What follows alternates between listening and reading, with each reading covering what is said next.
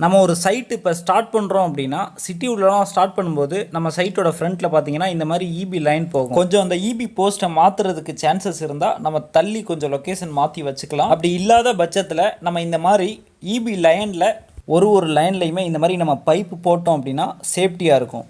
ஒரு லாங் ப்ராசஸில் வீடு ஒர்க் நடக்கும்போது எந்த பிரச்சனையும் வராமல் இருக்கும். ஒரு 2 இயர்ஸ் பேக் எனக்கு தெரிஞ்ச ஒரு சைட்டில் பார்த்தீங்கன்னா ஒரு பெரிய அசம்பாவிதம் நடந்துருச்சு. அவங்க இந்த மாதிரி இபி லைனில் பைப்பு போட்டிருந்தாங்க அப்படின்னா கண்டிப்பாக அந்த நிகழ்வு நடக்காமே இருந்திருக்கும். ஒருத்தர் அதனால் பாதிக்கப்படாமல் இருந்திருக்கும். நம்ம கிட்ட வேலை பார்க்குறவங்களோட பாதுகாப்பு நம்மளோட கையில் தான் இருக்குது. அது மட்டும் இல்லாமல் வீட்டோட பால்கனியெல்லாம் ஃப்ரண்ட்டில் வருது அப்படின்னா சேஃப்டி பர்பஸ்க்காக கண்டிப்பாக நம்ம வீட்டோட டிஸ்டன்ஸ் வரையும் பைப்பு போட்டோம் அப்படின்னா சேஃப்டியாக நம்மளோட வீட்டிலேயே நம்மளை கரண்ட்லேருந்து பாதுகாக்கிறதுக்கு ஆர்சிசிபி பிரேக்கர் யூஸ் பண்ணோம். Electrical leakage and short circuit ஏற்படும் பாதிப்புல இருந்து நம்மளை பாதுகாக்க இந்த பிரேக்கர் ரொம்பவே யூஸ்ஃபுல்லாக. கட்டாயமாக அதை உங்கள் வீட்டில் ஃபிக்ஸ் பண்ணுங்கள்.